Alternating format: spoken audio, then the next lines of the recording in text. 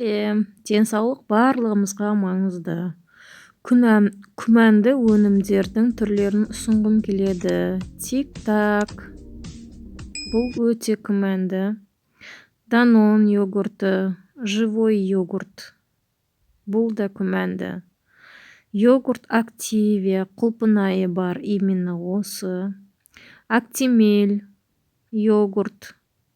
Тоже күмәнді. Вареная сгущенка. Күмәнді. Және де киндер пингул. Күмәнді.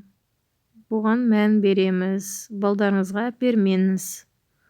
Даниссимо творожный. Күмәнді. Киндер шоколад.